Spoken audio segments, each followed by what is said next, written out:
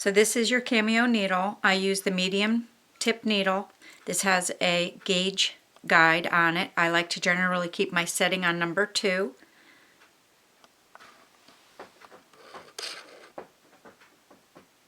And this is how you thread your needle.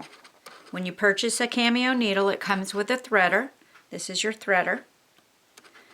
You take your threader and you put it through the needle tip down to the hollow handle and out. You take your thread. I use again all 6 strands of DMC floss.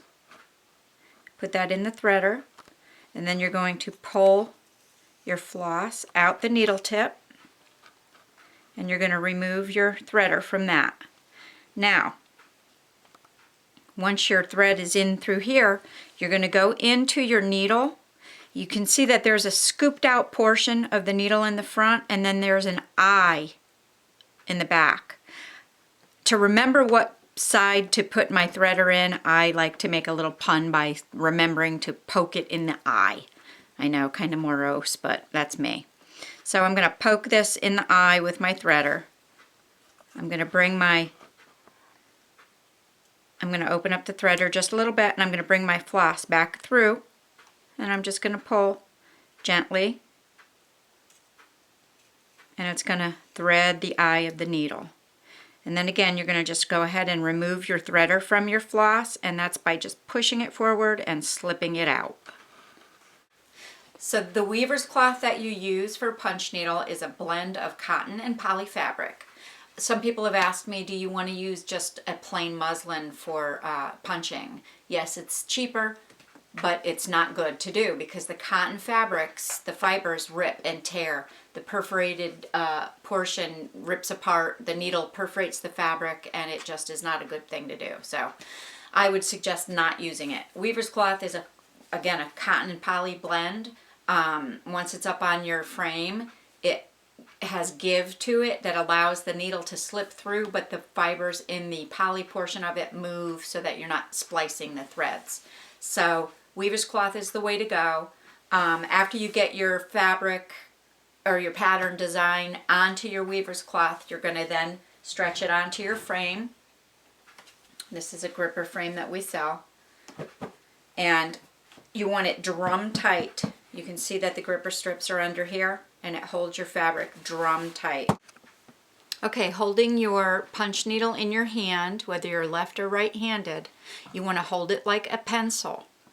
I keep this scooped out portion of the needle towards me so that the tail is always behind the loops that I'm going to make. I keep it set on the number 2 height, as I like that height for my loops. And this is how you do it.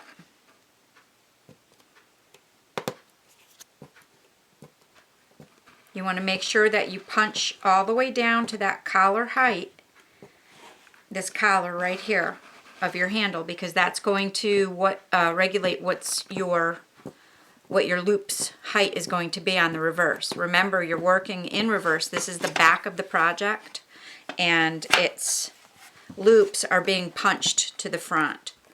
You don't want to bring your project, or rather, you don't want to bring your needle up too high and then do this, because it's going to leave a big loop on the back. If that happens, just gently lift your needle up and pull your thread from the handle and go on back in, and then bring it in. Generally, when you punch, I tend to punch a needle's width, if you can see that, all the way down to the collar height.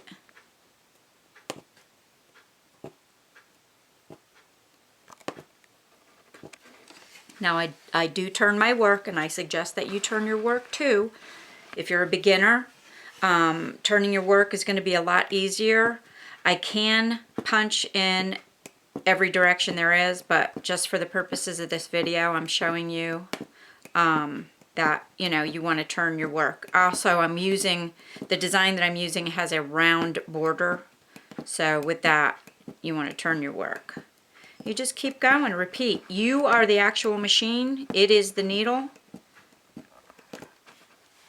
I have a pair of little tiny Fiskars, spring-loaded. You can use with your opposite hand. And there you go. You can even hold these in your hand and just begin to punch somewhere else.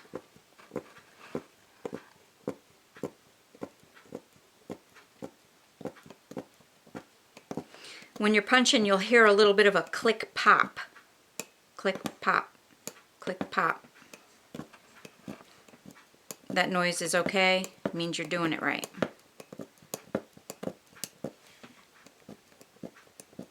You can see I did not turn my work there. I turned my needle instead, but I always have the scooped out portion of the needle facing me.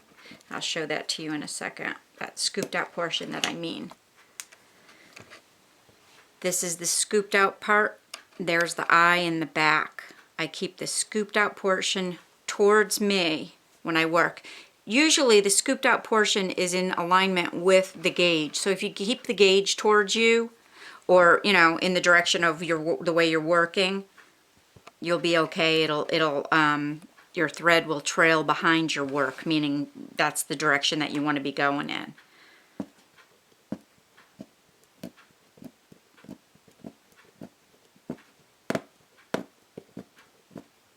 If you're splicing your threads, or if your threads become frayed, that just means that you are making your little stitches too close together and you're actually fraying the DMC floss or the threads that you're using at the moment for your design.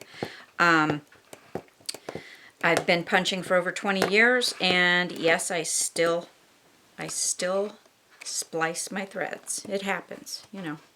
It's handwork, not perfect. There you can see I'm going to go ahead and I'm going to outline all of these little scallops all the way around, and then I'll begin to fill in. And once I begin to fill in, we'll come back, we'll do another tutorial on this one and how I like to go ahead and fill in my work. I want to thank you for joining me in my sewing room again today, and come on back and see what else is new. Bye.